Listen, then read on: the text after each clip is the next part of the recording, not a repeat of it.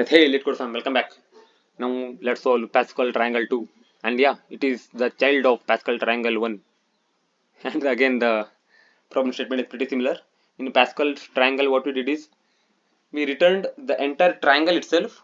But over here, what they're telling is you don't need to return the entire triangle. But yeah, you can directly return the final row. And yeah, again, what you can do is you can actually copy the entire Pascal triangle code and paste it over here. And at the end, rather than returning the entire stack, you can return stack at the position -1. But the thing is that is not pretty that's not space efficient, and there is another way to do it also. But here first let's get that over with. First let's go over the obvious solution and then we'll check for other things. So if rows becomes equal to 1, then again return 1. Over here there's no need to return the array itself, like array inside the array. You're returning the top of the stack. Again stack is as the value 1 and for underscore in range num rows. Again you have to do -1 because you have already checked one condition,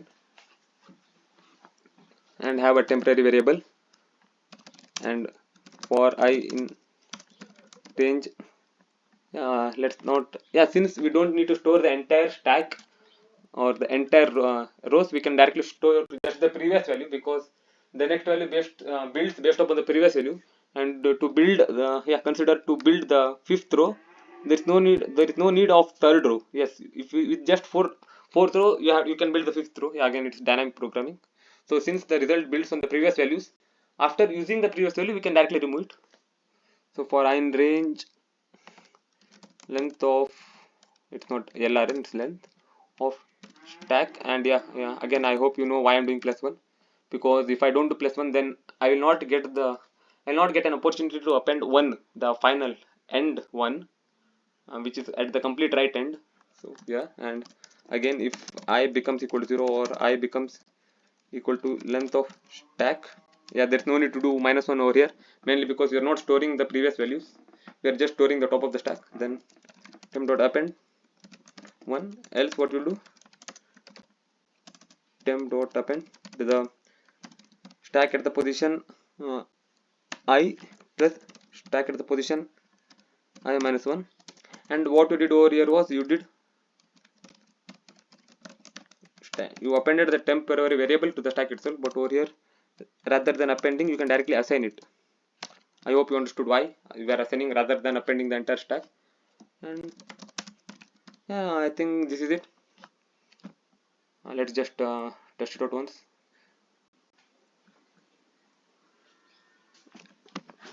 Okay, let's remove this case. Yeah, because okay, yeah, that is because it is 0 index, not 1 index. I got confused and thought it is 0 indexed. So yeah, obviously look out for that. So if numbers becomes equal to 0, then you have to return 1. Yeah, they tripped me up real hard with this one. Now just submit it.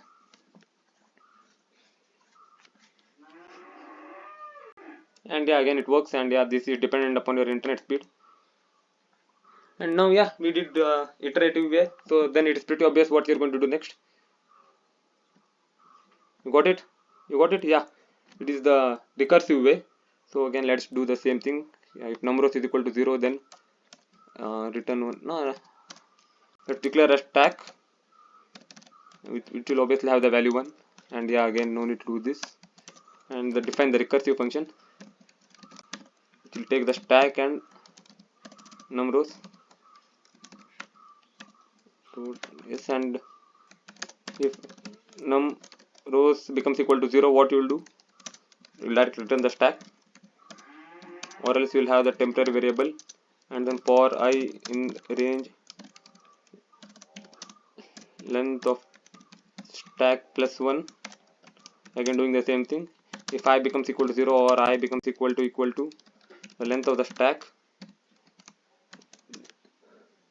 then obviously I hope you know what to do. It is, yeah, it's temp dot append 1, because yeah, again I'll tell why I'm putting 1. The extreme left row and the extreme right row all consists of 1. That's why I'm putting 1 over here. The 0th index and the n-1th index. Or else what you do, temp dot append the value of, yeah, just think about it once, what will happen. Yes, it is stack at the position I plus stack at the position I minus 1. And now, yeah, your entire recursive part written. Now directly return the recursive call of num rows minus 1 and the temporary variable, not the stack over here. Recursion of temporary variable, because that is actually holding your stack value, and num rows minus 1. And now we can return the recursion of stack and the value of num rows. Let's just test it out. And yeah, it works. Yeah, let's make it a bit more cleaner. There's no need to define stack over here. You can directly call it as 1. Yeah, this should also work, because yeah, I hope you know why it works. And it's working, and let's submit it once. And yeah, this is also working. And so yeah, now you'll got to know how to do Pascal's triangle recursively and iteratively. And I hope this was educational, and you achieved what you are trying to do. And so yeah, thank you. Be on the Sigma Mail grind set and grind more lead code. And I don't know, break out of the matrix. Don't live in a simulation. So yeah, thank you. Stay tuned.